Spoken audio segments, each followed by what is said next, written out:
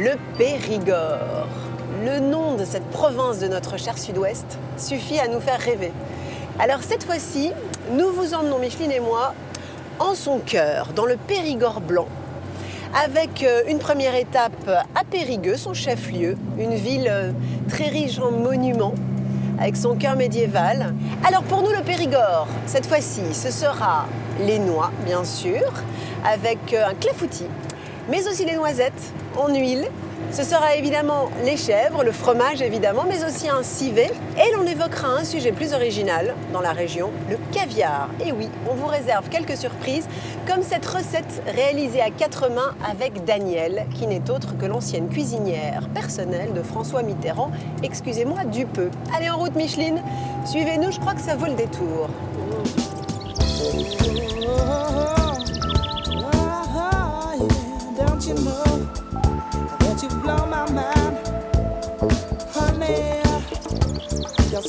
À présent, je vous emmène à Selles, à l'ouest de Périgueux, chez Laure et Laurent, qui sont éleveurs de chèvres, qui fabriquent du fromage. C'est un peu la partie de Laure, justement. Elle a décidé d'être à 100% bio.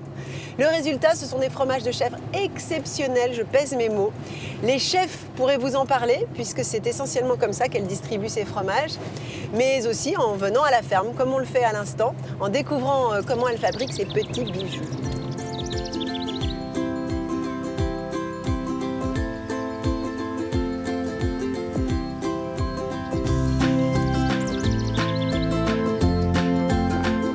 Ces petits bijoux, c'est ici que Laure les fabrique. Et on peut vraiment parler d'orfèvrerie quand on parle de ces fromages.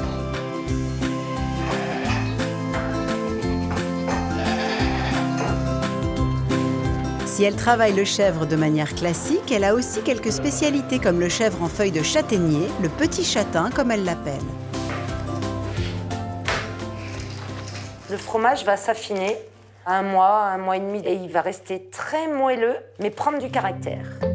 Ou encore le chèvre affiné au foin, à la bonne odeur de campagne qu'elle a créé pour Jean-Pierre Coff et baptisé couché dans le foin. Laure est aussi poète. Mais la valeur de référence est chez elle le chèvre au sel cendré. C'est du sel où je fais mon mélange moi-même avec du charbon. Par rapport au sel nature, ça n'a pas du tout le même goût. Ça n'a pas le même affinage, ça n'a pas le même égouttage. Je pense que c'est dû à l'effet de la potasse qu'il y a dans le charbon. Et après, moi, je les frotte tous, un par un.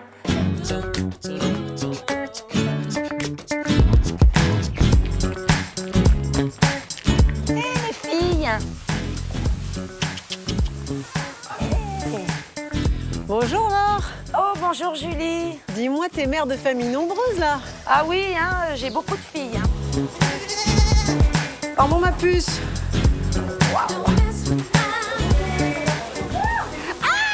Mais dis-moi, elles sont omnivores. Elles mangent mon jean. Ah non, oui.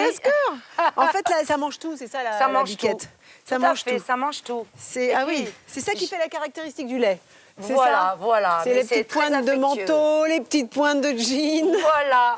Et Oh, c'est elles sont très très affectueux. mignonnes. Pour ta venue, voilà, j'ai baptisé une petite chevrette, Julie. Oh, mais c'est trop Voilà, mignon. je voulais que tu sois Donc ça, sa c'est marraine. Julie.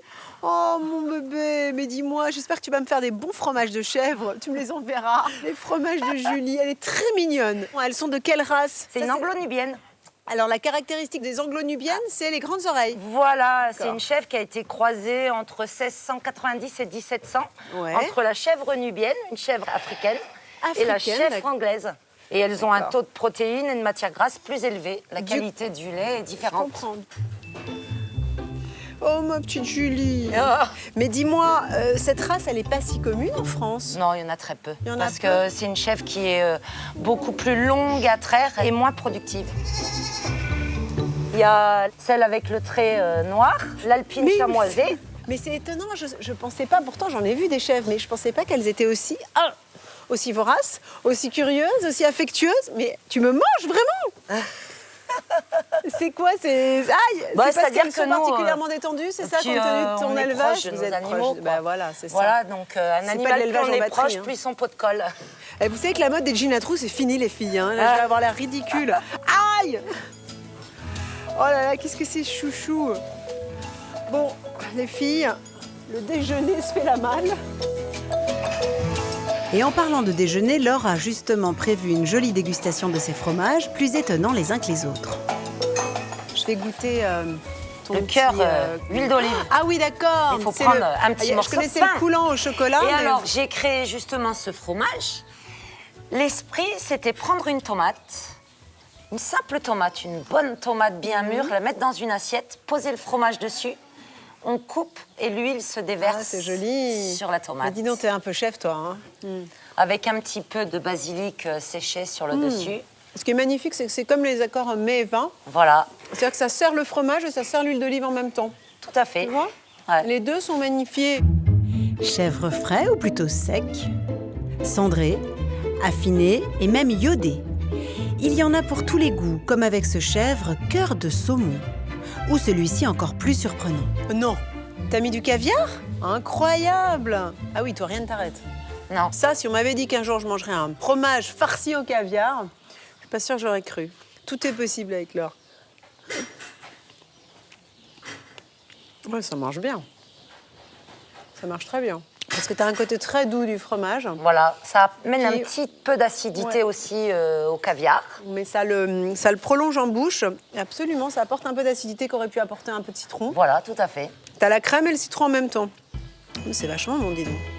Allez, pas le temps de s'attarder, même si ce n'est pas l'envie qui me manque de regoûter cette palette de fromage, mais Laure doit m'initier à une recette bien à elle. Un civet de cabri Ah, génial. à la cheminée. J'ai jamais goûté ça. Si, j'ai goûté du cabri en Corse. Je crois pas que c'était un civet. Mais je sais qu'ils cuisinent beaucoup le cabri. Mais sur le continent, c'est plus rare quand même de cuisiner la chèvre. Ici, on n'est pas loin de la Charente et les Charentais Ils aiment bien cuisiner le cabri. aussi. Ouais. Allez, on y va.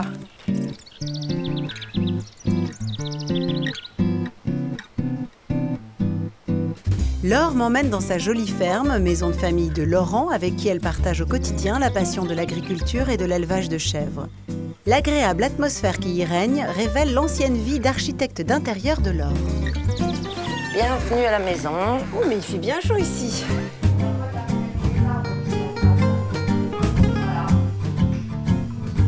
On sent l'âme de la décoratrice, là. Oui, je l'ai pensé pendant longtemps. Ah ouais, j'imagine. C'est moi qui ai créé les plans. Laure commence sa recette en préparant la marinade pour son cabri. J'ai découpé déjà la viande. D'accord. Là, par contre, il faut découper les lardons pour la D'accord. cuisson après. Tu mets tout Ah sur oui, la fumée? tout. Ah oui, ça va pas Ah, être... moi, je suis généreuse. Hein. Ah oui. Non, mais Ah. c'était parce qu'après, j'ai peur que ça domine un peu, non? Non. Non, c'est ce qu'il faut. Je m'attaque à la découpe des lardons en prenant soin de garder la couenne, car les 4 à 5 heures de cuisson à la cheminée la feront fondre en apportant du goût. Là, on prend 1,5 kg de cabri, D'accord. coupé en cubes. Mais alors, dis-moi, qui est-ce qui y passe, là, pour être clair? Dans les élevages, on ne peut pas tout garder. Bien sûr, bien Et sûr. les mâles, si c'est pas nous, de toute façon, ça part chez un engraisseur. Ouais, je comprends. C'est comme les agneaux, hein. Et ben, chez nous, Donc, ce sont les c'est le mâles. petit cabri, les mâles. La recette de Laure est une recette de famille. Elle la tient de sa grand-mère, un plat généreux sans chichi avec de gros morceaux de cabri marinés à l'ail et au vin rouge. Tu veux que je mette Voilà. alors, du coup, les goussailles entières? Voilà, non, on coupe en morceaux, pareil, En morceaux, assez mais assez grossiers, gros. D'accord. Voilà. Alors là, je mets 2-3 pincées de mélange de baies, des baies de genièvre. Tu mets un oignon aussi? Ah ouais, j'en mets bien 2-3. Hein. D'accord. Mais en général, moi, je la laisse mariner très longtemps. Combien de temps? Ouf, minimum 2-3 jours. Ah Et oui? des fois, je laisse, mais C'est vraiment du faisandage. à 2 degrés, je la mets 7 jours et il est encore meilleur Ah à ouais, mariner. carrément. Ouais. Alors, je vais dire... Laure complète sa préparation avec un bouquet garni et 2 bouteilles de vin, un vin rouge très tannique pour couvrir à hauteur.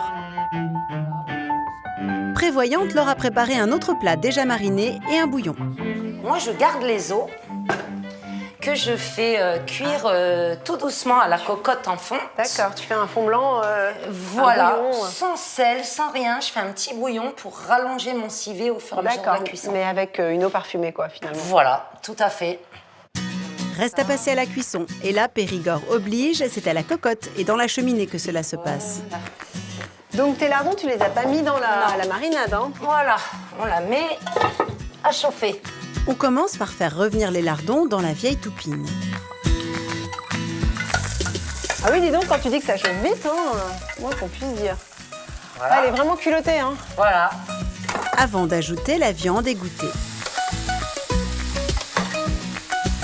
Là, on est vraiment dans la cuisine périgourdine, hein. Mais aussi quelques légumes confits, eux aussi dans la marinade. Alors, je mets un petit filet d'huile d'olive, vraiment peu, hein, parce que... D'accord. Tu fais ton civet périgourdin à l'huile d'olive. Ça me bluffe. Moi, je cuisine... Pour une savoyarde. Je cuisine qu'à l'huile d'olive. Je sais pas, C'est je suis vrai pas très graisse de canard. On va mettre la farine. On met 4 bonnes cuillères à soupe. Ça va te servir à lier ta sauce, quoi. Voilà.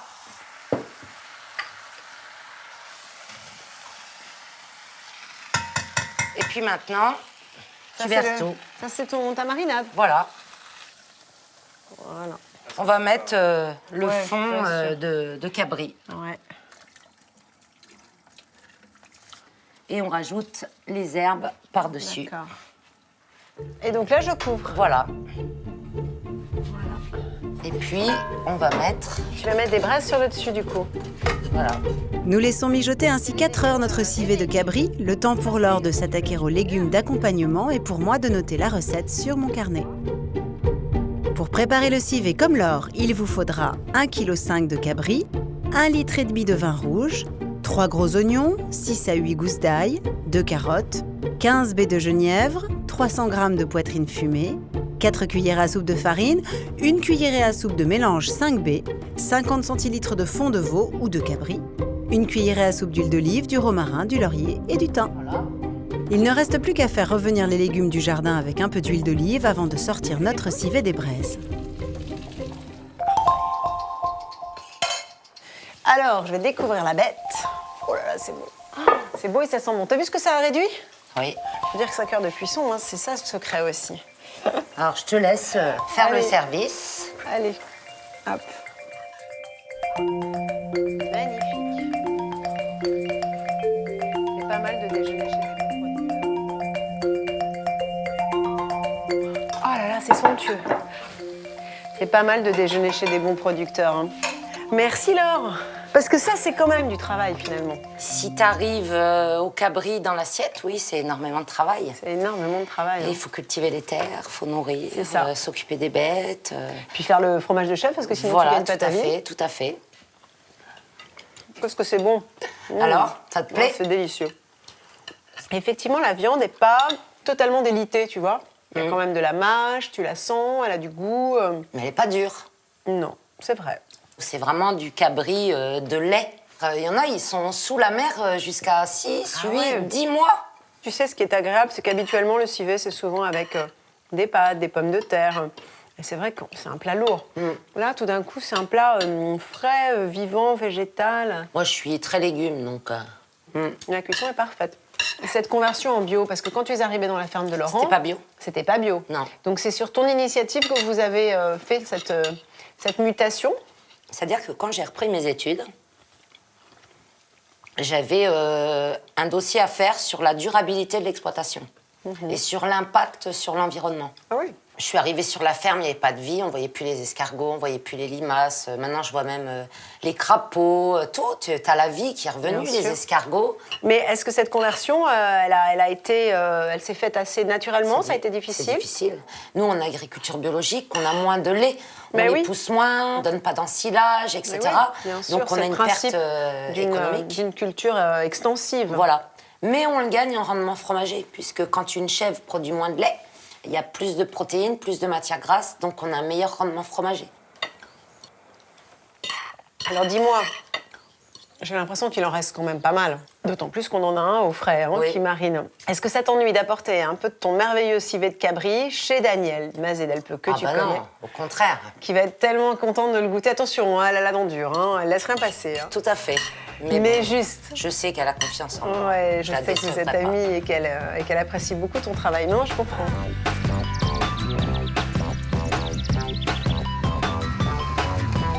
Allez, c'est reparti. Très intriguée par le fromage au caviar de Laure, j'ai décidé d'en savoir un peu plus sur l'élevage de ces esturgeons qui, croyez-le ou non, se fait ici, à quelques kilomètres, dans une petite rivière périgourdine. À Neuvic, au bord de l'île, Alors l'Isle, c'est une rivière qui va d'ailleurs se jeter dans la Dordogne, à la hauteur de Libourne. Mais avant ça, heureusement, Laurent retient ses esturgeons. Il les élève pendant de longues années jusqu'à ce qu'il puisse produire ce fameux caviar. Vous allez voir, c'est un métier un peu particulier. Pour lui, c'est une passion. Il a toujours voulu être pisciculteur et en particulier élever des esturgeons qu'il bichonne comme ses propres enfants.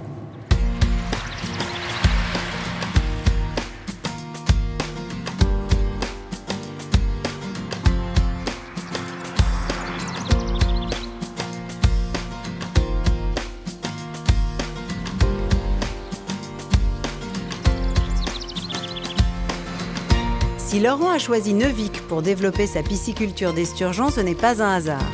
Le caviar sauvage existe en effet depuis une centaine d'années dans la région.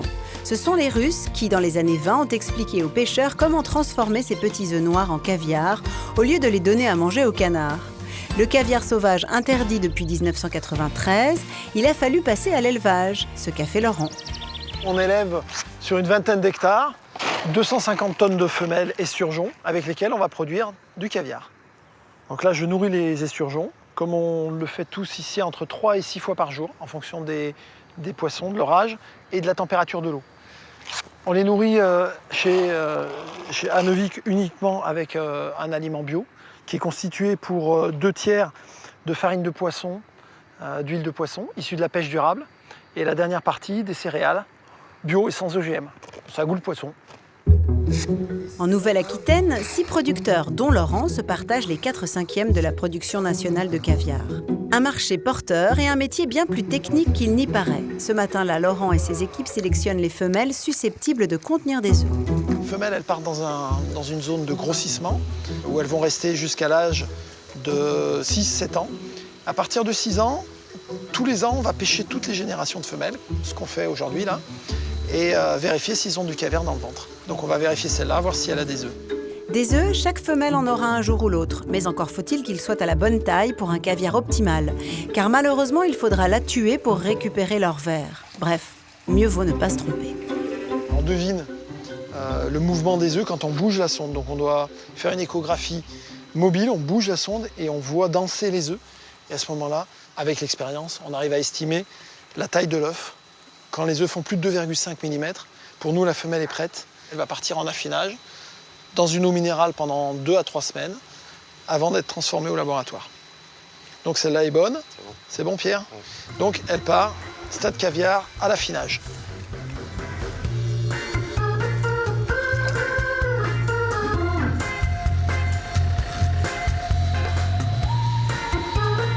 C'est ensuite au laboratoire que tout se passe. Les femelles sont abattues et l'on récupère en premier lieu la précieuse matière. En gros, le caviar représente environ 12% du poids du poisson.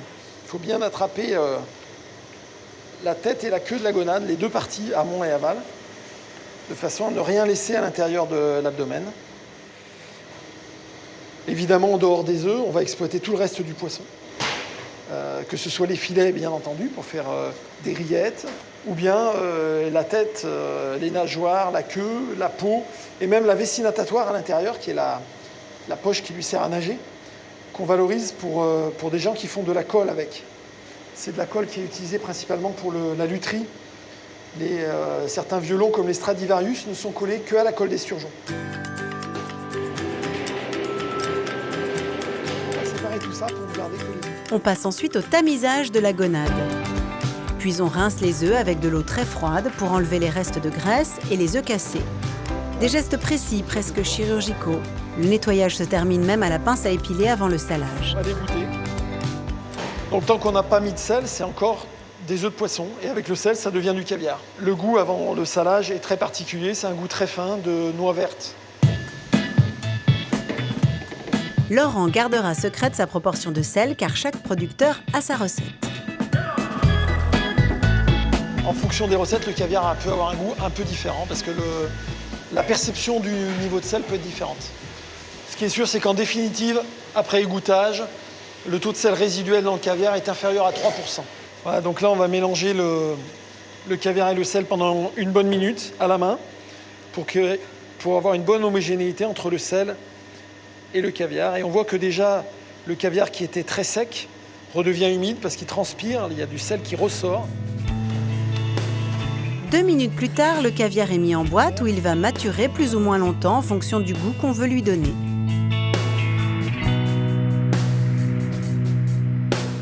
I don't wanna wait anymore. I'm tired of looking for answers. Take me someplace where there's music and there's laughter. I don't know if I'm scared of Alors, je vous parlais de Périgueux au début de notre petite balade. Eh bien, c'est maintenant qu'on va s'y rendre, dans la jolie ville médiévale, en tout cas le quartier médiéval de Périgueux, au pied de la cathédrale Saint-Front, qui est une cathédrale qui a été édifiée autour du XIIe siècle, mais qui se caractérise par un étrange style néo-byzantin, romano-byzantin. Et je dois dire que moi, elle me plaît beaucoup, cette cathédrale. worry about what's behind you, what's coming for you, further up the road. Try not to hold on. Et là, on va retrouver là-bas Frédéric. Frédéric est chocolatier de son état. Mais cette fois-ci, il ne va pas tant nous parler de chocolat, il va nous parler d'un clafoutis qu'il a mis au point, un clafoutis aux noix, forcément, dans le Périgord. Je crois qu'il y rajoute des pommes, mais vous allez voir, c'est un clafoutis assez élaboré, hein, que vous allez pouvoir servir au dîner un peu d'exception.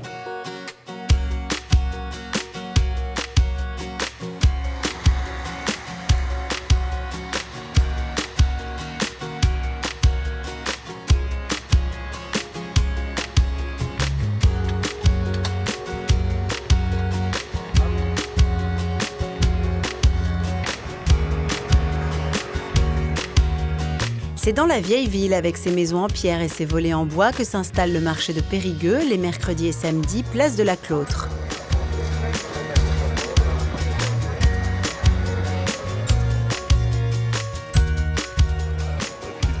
C'est vraiment l'un des emblèmes de la ville, qu'on a appelé la Petite Rome, une ville qui était déjà existante, je crois, 100 ans avant Jésus-Christ. Donc, c'est vraiment le berceau de l'humanité.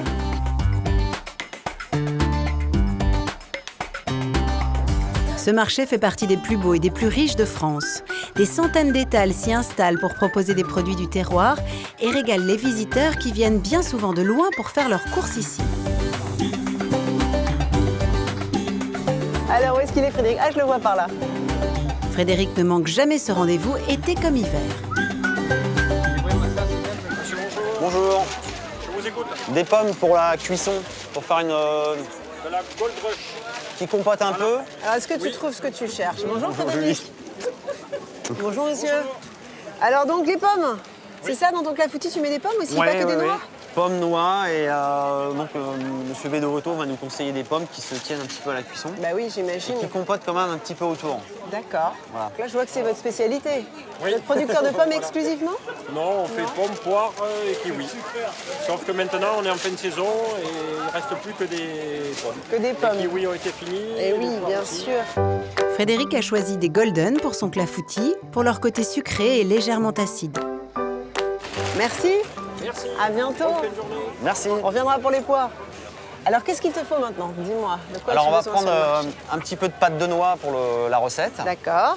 Donc on va aller voir Monsieur et Madame Lambert. Enfin là c'est leur fille. Alors elles font essentiellement des légumes, D'accord. mais elles font, comme tous les gens dans le Périgord, ils font un peu de noix. Bonjour. Alors, dites-moi, donc, vous, là, vous nous vendez de la franquette. Oui, c'est la noix qu'il y a chez nous. D'accord. C'est, à la maison, on n'a que des des noyers franquettes. franquettes. Ouais. Et vous faites de la farine aussi? D'accord. Les farines, les noix décortiquées, graines de tournesol, et après on part sur tous les produits transformés, les confitures, la confiture merveilleux, typique du ça. Périgord. Alors, c'est vrai, ça, on fait de la confiture de noix avec uniquement des noix, mais des noix fraîches, alors peut-être cette fois-ci? Noix fraîche, oui, Noix oui. fraîche. Alors, on peut le faire aussi avec la noix juste cassée actuellement, il n'y a pas de souci. Et donc, noix sucre et noix, c'est tout. Ah, Vous il voulez faut que je goûter? goûte Ça vous ouais. intéresse? Ah bah oui, avec plaisir. Oh, je vais pas prendre tout ça, là, ça va faire beaucoup quand même. Oh, ça c'est Ah ouais, très non, bon. non, mais c'est bon, là, C'est le- très light la confiture Ah, de mais noix. même si t'es pas là, c'est pas grave, mais... c'est bon, mais c'est vrai que c'est pas très sucré. Vous avez raison. C'est un condiment, finalement. Merci. Je m'attendais à quelque chose de beaucoup plus riche, beaucoup plus sucré. C'est délicieux. Oh là, je me régale. Alors, nous, on achète quoi, du coup? C'est la confiture? La confiture. Ah, quand tu disais pâte de noix, c'était de la confiture. Ouais. Et ça va sucrer l'appareil avec la foutie. Donc ça, c'est une découverte. Très bonne idée. C'est ma maman qui a inventé la recette. Elle s'est Ah fait ouais, c'est plaisir. ça. Toute seule, elle s'est fait plaisir. Eh bien, alors, donc, on prend un pot de pot. confiture. Un pot. Allez, si t'en as plus besoin, je te garderai le reste. Hein. Je le rapporterai à la maison. Salut, au revoir. Au revoir. Au revoir, merci. Bon alors on a tout ce qu'il te faut là pour On a tout, pour le c'est bon. clafoutis. Ouais. T'as le reste à la maison. Je le reste à la maison. Bon, très bien. J'ai envie de tout acheter moi. Ouais, il y a des produits sympas. Oh là là.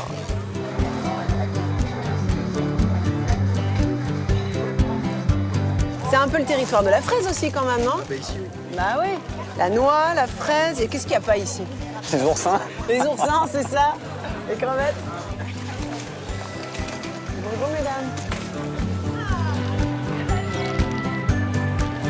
Alors toi, Alors, tu pas es du natif de Périgueux? Non, pas du tout. Moi, je suis natif de l'Eure-et-Loire. Périgueux. J'étais en poste à Biarritz et je voulais me être En à mon poste compte. en tant que... En tant que chef chocolatier. D'accord, déjà. On voulait s'installer, on a choisi le Périgord. Et Périgueux parce que c'est une ville vraiment charmante, que- avec l'architecture assez sympa. En particulier dans tout ce quartier-là. Je comprends mieux le Périgord blanc quand je vois cette pierre blanche, là, tellement lumineuse. C'est magnifique. Tiens, on est vraiment au cœur du Périgord blanc, alors. Oui. Frédéric habite la vieille ville. L'occasion de découvrir Périgueux et son ambiance moyenâgeuse qui transporte les visiteurs dans une autre époque. Moi, j'ai entendu dire que la Dordogne était le deuxième département, après Paris, l'Île-de-France, le plus riche en monuments classés. Oui. Et quand tu viens à Périgueux, tu t'en rends compte. En levant la tête et Ouais. des fois en allant dans les petites cours aussi. Ouais. Un peu l'équivalent des traboules à Lyon. Ah oui, d'accord. Oui, il faut pousser les portes, faut pas pousser les pas portes. hésiter. Changement de décor, on passe de l'architecture romano-byzantine à celle du XXe siècle pour rentrer chez Frédéric et s'attaquer à ce clafoutis aux pommes et aux noix du Périgord qu'il fera en version individuelle. Et nous voilà dans ta jolie cuisine. Alors, cette idée de recette, elle t'est venue comment? Oh, j'aime bien associer les produits locaux. Ouais. En fait, je pars d'un principe très simple. Tout ce qui pousse au même endroit doit pouvoir s'associer à peu près Dans correctement. l'assiette, c'est vrai. Notamment, c'est souvent vrai avec le vin, d'ailleurs. Exactement. Frédéric commence son dessert par la pâte, il s'attaquera à l'appareil plus tard. Moi, d'habitude, le clafoutis, je le fais sans pâte en dessous. Moi, je mets un petit fond, ça donne un D'accord. petit peu de croustillant. Bah ouais, j'imagine. C'est plus raffiné. C'est plus raffiné et puis c'est plus rigolo. Ma fille appelle ça la pâte à miettes. La pâte à miettes, c'est joli. Alors, pour la pâte à miettes, on a besoin de farine. 500 g de farine précisément, auquel il ajoute 250 g de beurre mou. Alors, on va déjà malaxer tout ça. D'accord. En fait, on va le sabler pour que ça fasse Ouais. une sorte de... un peu comme de la semoule, quoi. Alors, qu'est-ce que je peux faire ensuite pour t'aider? Là, tu vas pouvoir mettre le sucre. D'accord. La poudre Sucre d'amande. glace. Sucre c'est glace. mieux. Ouais, c'est Ça mieux. donne une texture plus sablonneuse, justement, c'est ça? Plus lisse parce que si tu mets du sucre semoule, le lendemain il risque de fondre mais ça va faire du sirop. Pour terminer la pâte, on rajoute 75 g de poudre d'amande et 3 œufs battus. Donc c'est pas mal. Là, ça commence à prendre Ouais, ça bonne prend tournure. fond. Moi, je le fais au mixeur, en fait. Ça va très vite, ça marche bien, mais effectivement, il faut quand même à la fin mélanger les ingrédients à la main. Rien de mieux que la main. Allez, on s'arrête quand ça Ouais, fait un on bloc? s'arrête. On s'arrête comment? Ah, voilà. Frédéric va lui aussi phraser rapidement sa pâte et la laisser reposer au frigo. Et comme tu es un garçon très organisé, je suppose que tu as préparé une pâte à l'avance. Exactement. C'est vrai? Écoute, tu sais quoi, ça m'arrange. Donc, je me permets de jeter un petit œil. Pour un service individuel, il coupe sa pâte en petits morceaux avant de la baisser et de foncer des cercles de manière à obtenir une jolie tartelette. Alors toi, tu préfères travailler comme tous les pros avec des cercles Exactement. plutôt qu'avec des moules. Ouais. L'avantage c'est pour la cuisson. C'est en direct, quoi. C'est en direct en fait, Je c'est ça. comprends. Ouais. Il n'y a pas de matériaux qui freinent l'arrivée de la chaleur. Non. En plus là, je cuis ça sur un tapis siliconé. La chaleur passe au travers. L'avantage c'est qu'on n'a pas besoin de piquer les fonds de tartelette. Ah ouais? Tu vois? On va avoir un fond parfaitement D'accord. plat. Et le fait que ce soit alvéolé, comme ça, qu'il y ait des petits trous, comme tu dis, peut-être que ça permet aussi à la chaleur de circuler plus facilement. Exactement. Il n'y a pas d'effet vapeur. Est-ce que tu crois que je retire les bords? La méthode la mieux, c'est de vers l'extérieur, tu vois. D'accord. Parce que De ça écrase l'intérieur la à pâte l'extérieur. sur le D'accord. bord. Nos tartelettes terminées, on les enfourne à 160 degrés, four ventilé et préchauffé pendant 15 minutes. Puis l'on passe à l'appareil que Frédéric démarre en faisant chauffer son mélange crème et lait. En quelle proportion? 2 tiers, 1 tiers. 2 tiers de lait. Non, 2 tiers de crème. Crème. D'accord. Et après, on va chauffer légèrement. Chauffe déjà. D'accord. Puis Frédéric mélange un peu de fécule de maïs avec le sucre semoule avant de verser le tout dans les œufs battus. Nous y incorporons ensuite la crème et le lait légèrement tiédi. Ça suffit.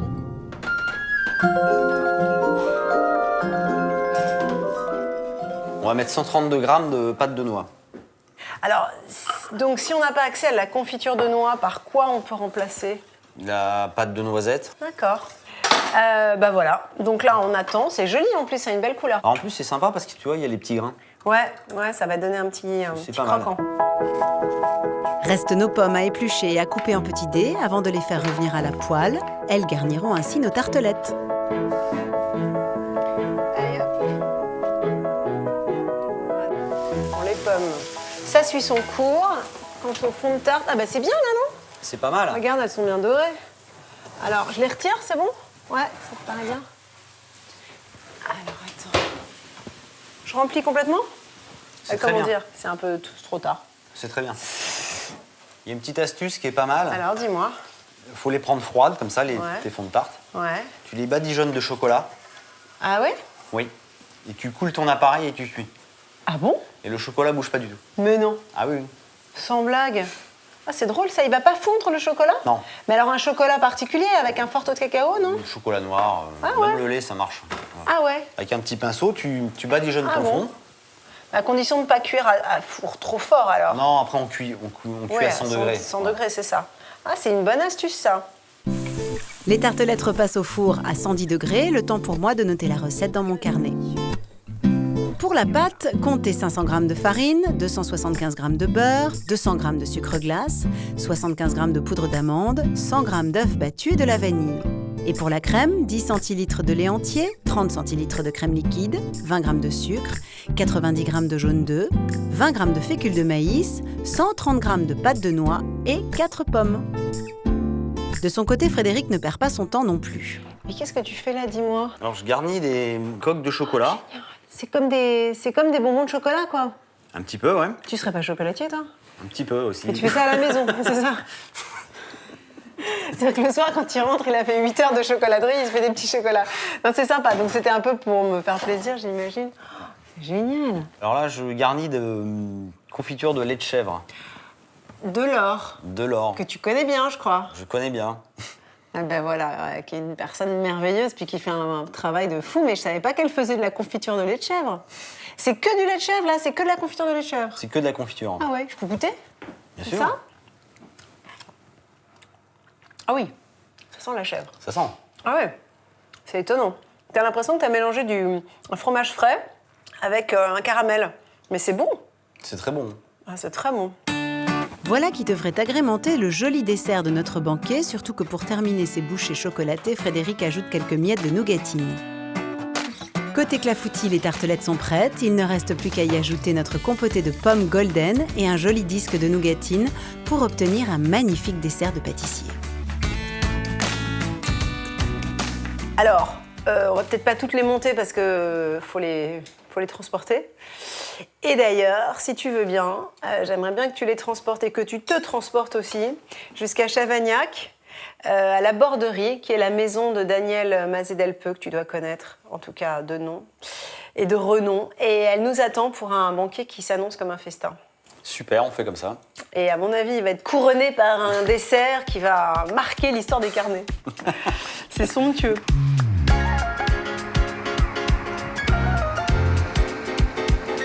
Mais avant de passer à table pour notre banquet, il me reste encore 2 étapes et pas des moindres, à commencer par un étonnant moulin, le moulin de la Vessière. C'est Christine qui dirige le moulin et le moulin appartient à sa famille depuis 160 ans, qui va nous raconter un petit peu comment on procède, même si finalement on fait à peu près les mêmes gestes depuis des millénaires.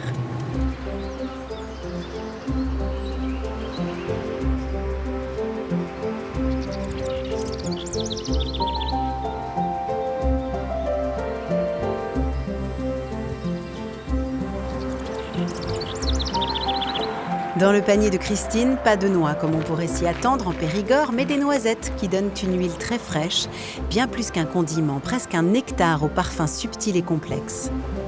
La première des choses à faire pour fabriquer de l'huile de noisette, c'est de mettre le moulin en route. Donc pour cela, je vais aller ouvrir l'eau.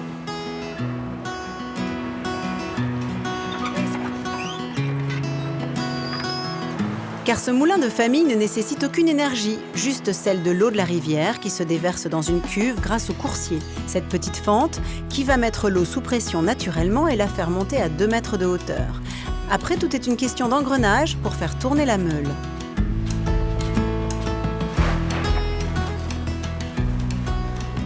La noisette, c'est très sec, donc la meule va tourner pendant 1h30. Je vais donc mettre la meule en route.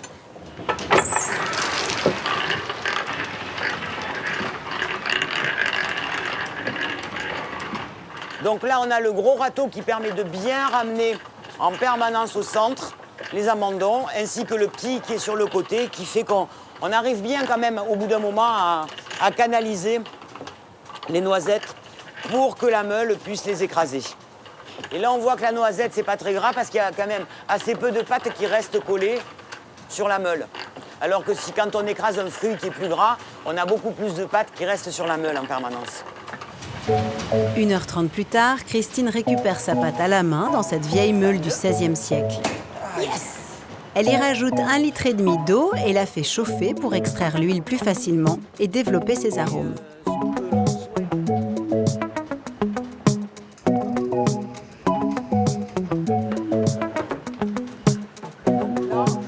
Christine fabrique son huile au nez comme le ferait un parfumeur.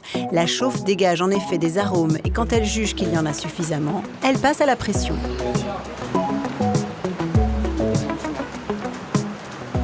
C'est l'étape la plus importante dans la fabrication de l'huile. Parce que c'est là où on va donner le goût à l'huile qui va couler. Et au final, quand elle sera chaude comme on le souhaite, on la mettra dans le pressoir. Et tout le savoir-faire, il est là parce que vous ratez cette étape-là, ben vous ratez votre huile. Et c'est dommage. De tout temps ici, il y a eu fabrication d'huile de noix. L'huile de noisette, c'est arrivé bien après. Et elle est arrivée au moulin, tout simplement parce qu'il y avait un copain de mon grand-père qui avait des noisettes. Et un jour, il lui a dit, tu me fais de l'huile de noix, pourquoi est-ce que tu n'essaierais pas de me fabriquer de l'huile de noisette? Et donc, ben, c'est parti comme ça.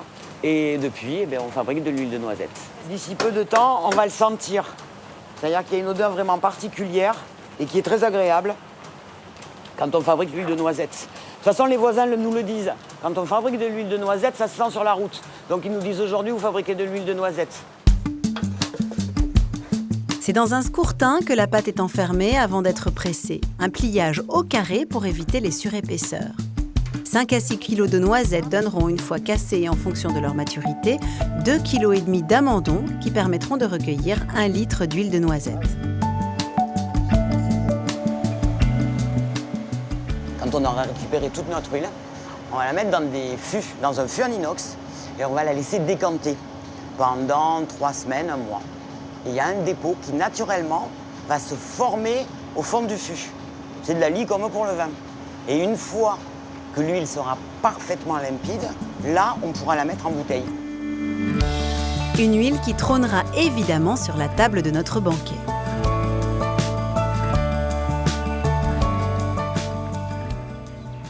Mais avant cela, changement de cap, pour nous rendre chez une connaissance, une amie des carnets, Danielle Mazet-Delpeux, qui, elle, se trouve dans le Périgord noir.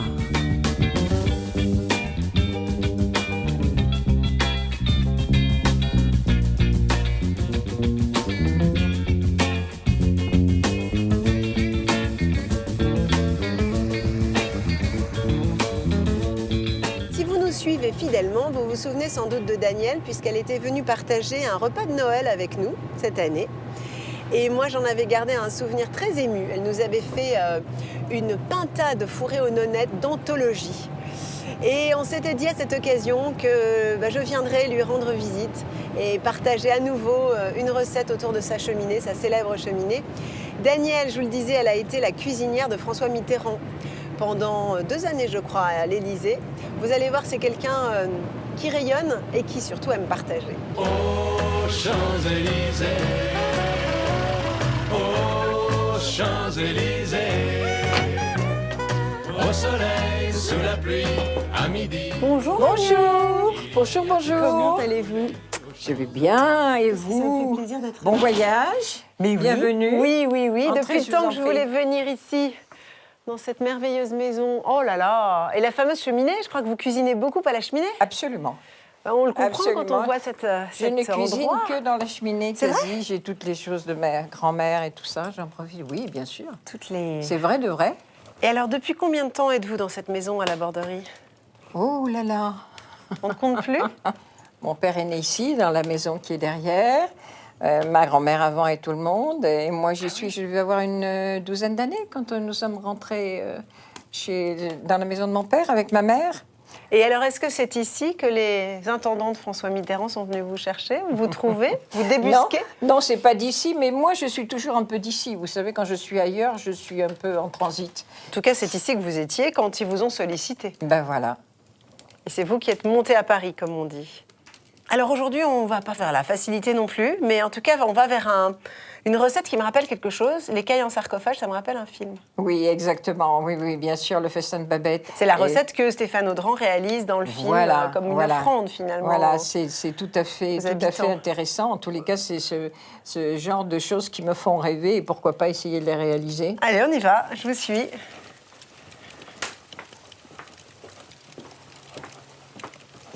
Alors, les voilà, ces petites cailles, toutes petites.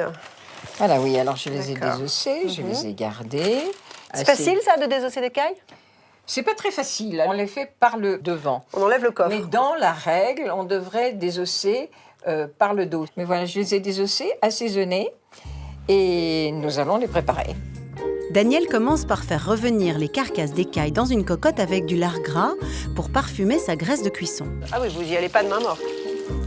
L'étape suivante consiste à farcir l'écaille désossée avec des figues, elles-mêmes farcies au foie gras et agrémentées de truffes récoltées durant l'hiver. On est en Périgord, que diable. Parce Comment que les conservez-vous? J'en congèle quelques-unes en tranches. Congelés, surgelés. Oui. Alors, on va les construire comme ça. Alors, comment avez-vous appris à cuisiner? Ma grand-mère, qui était une paysanne, elle était bonne cuisinière, mais bonne cuisinière à la maison. Et surtout, elle avait été, après son premier enfant, nourrice. Ouais. Et donc, les nourrices étaient naturellement tout à fait choyées, évidemment, dans les maisons. Donc, elle travaillait avec la cuisinière. Et elle en a D'accord. ramené une réputation d'excellente cuisinière, qu'elle D'accord. était déjà, en tant que fermière. Mais après, avec les raffinements de la cuisine, disons, plus De bourgeoise. ville, oui. L'écaille préparée, Daniel passe au sarcophage, manière élégante de parler d'une pâte feuilletée qui entourera ces petits oiseaux.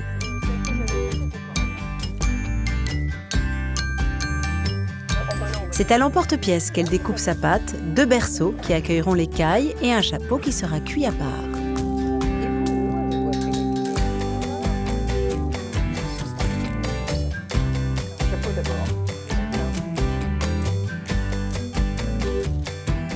Un pinceau Alors, et d'un œuf. Jaune d'œuf. Il faut essayer de ne pas toucher les bords. Vous savez, ça les empêche de gonfler. Ah, d'accord. Oui, ça va coaguler sinon les bords. Oui, vous pouvez faire avec votre doigt aussi, D'accord. Bon. si vous sentez mieux.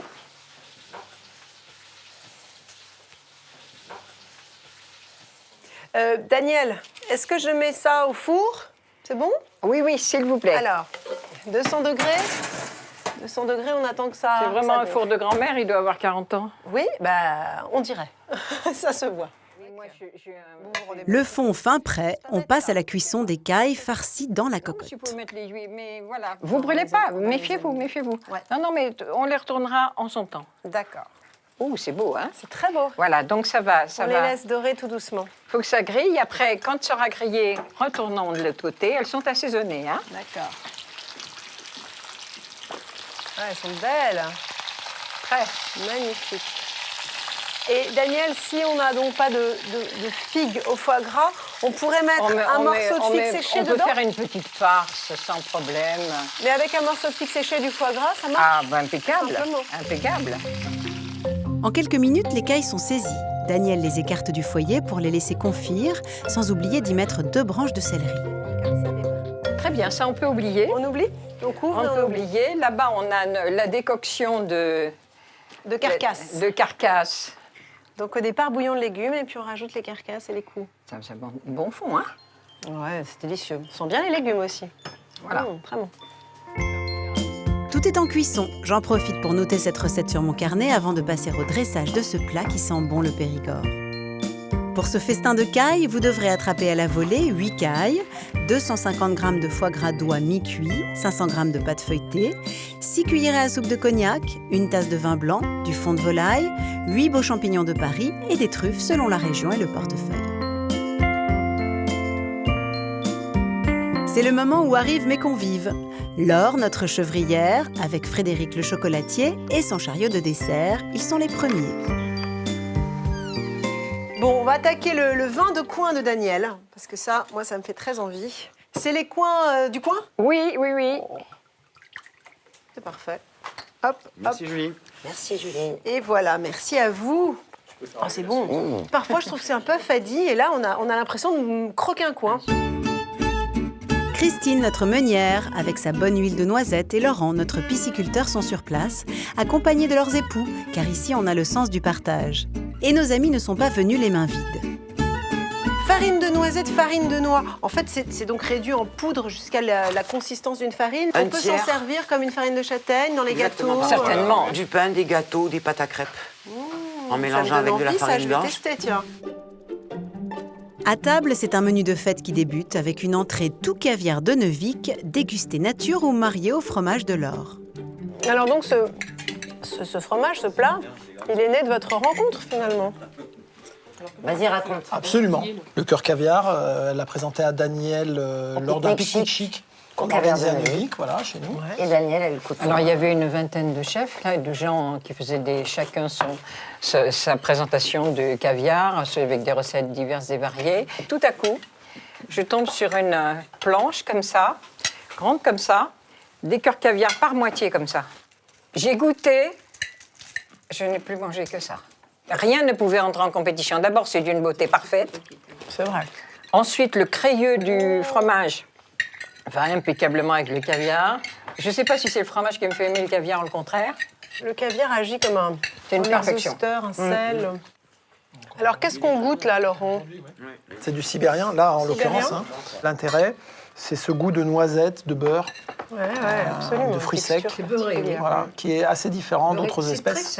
Et le grain est fondant. C'était français. C'est quand même les Russes qui ont popularisé le caviar. C'est eux qui ont lancé ce produit-là, mais c'est Paris qui en a fait un produit de renommée mondiale. Chez eux, ils consommaient le poisson comme un plat de carême. Et le carême étant devenu un festif, c'est devenu un plat de fête. Quand ces Russes aristocrates qui mangeaient du caviar sont arrivés à Paris, chassés par les bolcheviks, dans les années 20, ils sont venus avec le caviar dans les valises. Il y a eu une alchimie entre ces gens-là et Paris, qui était le centre du monde à cette époque. En tout cas, aujourd'hui, ce n'est pas carême. Daniel, en cuisine, finalise ses cailles en sarcophage dans sa belle vaisselle en porcelaine. Et attention au dressage, elle a gardé les préceptes élyséens. Donc j'apporte les assiettes alors? Non. Il faut apporter ça à table. Oui. Je m'exécute. Là, chacun se servira. Comme c'est joli. Je me charge de les apporter, c'est bon? Oui. On a tout? Les cailles en sarcophage de Daniel. Mesdames, à vous l'honneur. Est-ce que vous connaissez l'histoire de ce plat? Allez, je laisse Daniel nous l'expliquer. Moi, j'ai vu en son temps, comme beaucoup de gens, le Festin de Babette. Qui est un film qui a eu l'Oscar du meilleur film étranger dans les années 88. Et donc, je suis restée absolument émerveillée. Puis en 2013, on m'a invitée au Festival du film de Saint-Sébastien pour présenter le film Les Saveurs du Palais. Et ils ont servi dans un très joli endroit qui est un cloître, le menu du Festin de Babette. Quand même, petite précision, donc le Festin de Babette, en gros, c'est une femme française au 19e siècle qui fuit la Commune de Paris et elle se réfugie dans un pays nordique dont je ne sais plus lequel, mais peut-être au Danemark, probablement. Elle gagne au loto. Elle décide d'offrir un repas, menu français exceptionnel avec les plus grands vins. Soupe à la tortue, blini de Midov, caille en sarcophage. Mais la figue, ça c'est divin, je trouve. Ça apporte une rondeur. Ça apporte énormément. Très agréable. C'est divin. C'est incroyable. Daniel, c'est exquis. Alors, c'est de la vieille cuisine. C'est de la cuisine du 19e siècle. Ah ouais, au origine. Et le festin continue, pas celui de Babette, mais celui de Laure avec son civet de cabri. cas où vous ne seriez pas aperçu, vous n'êtes pas tombé chez des affameurs. Je pensais que j'étais dans le Périgord blanc de A à Z. J'ai commencé par le blanc. Alors là, Daniel, nous sommes dans le Périgord noir, là. Absolument. Donc, pourquoi est-il noir? C'est vrai que de toute façon, la végétation est très sombre ici. Les forêts, Sombre. par rapport aux forêts de chênes. Le feuillage. Au feuillage, aux forêts de Parce que chênes. une même les végétation chênes verts, dense. ils sont vert sombre. Voilà. Après son excellent civet, Laure nous présente ses autres grandes spécialités, ses fromages de chèvre bien sûr. Est-ce que la forme du fromage a une incidence sur le goût? Ceux-là, ils ont tous été fabriqués le même jour. Et selon le moule, c'est pas le même goût. Christine, est-ce qu'on se permettrait pas de verser un peu d'huile de noisette ou de noix sur un chèvre? C'est magnifique. Fromage en or. Je veux dire que ça donne envie. Bientôt, il y aura une AOP, huile de noix du Périgord. Elle est somptueuse cette huile, hein. Elle est exceptionnelle. Hein. Aussi bon dans la salade que sur le fromage. C'est très bon avec le chèvre. Et ça, c'est donc une huile qui a été pressée récemment? Il y a 2-3 mois. Combien de temps ça se conserve? C'est dans des bonnes conditions de conservation? À peu 18 près. mois. Ah oui, quand même. Minimum 18 mois. Après, on peut la conserver jusqu'à 3 ans. Dernière étape de ce banquet périgourdin qui nécessite un bon coup de fourchette, le dessert traditionnel revu et corrigé. Attention, attention les amis, le clafoutis. Alors c'est un clafoutis un petit peu revisité. Donc on casse le... C'est ça? J'ai tout entendu, oui, c'est passé. On casse la croûte. C'est assez sympa d'ailleurs comme geste. Ah bon, hein? Ah bon. C'est très bien, je trouve. Ah, ça me fait plaisir que Fred il soit là, parce que pour la petite histoire, il se fait toujours appeler chocolatier. Mais je trouve qu'il est excellent pâtissier. C'est aussi fin que tes chocolats, la pâtisserie. C'était un magasin de luxe. Sans doute là-bas, oui. Ils vendaient des... Ils gardaient 3 fois par mois. Bon, ben on va remonter dans nos contrées et quitter à regret ce Périgord. C'est Périgord, le noir, le blanc, le vert. Tous ceux qui nous ont accueillis et qui nous ont montré à quel point cette cuisine était une cuisine de cœur, une cuisine de passion, de savoir-faire, à quel point ces gens savaient les mettre en commun, les transmettre aussi. Et cette fameuse cuisine périgourdine qui nous fait tous rêver, qui se mijote, vous l'avez vu, au coin de l'âtre, et qui se fait aussi beaucoup grâce aux femmes quand même. Merci, à bientôt.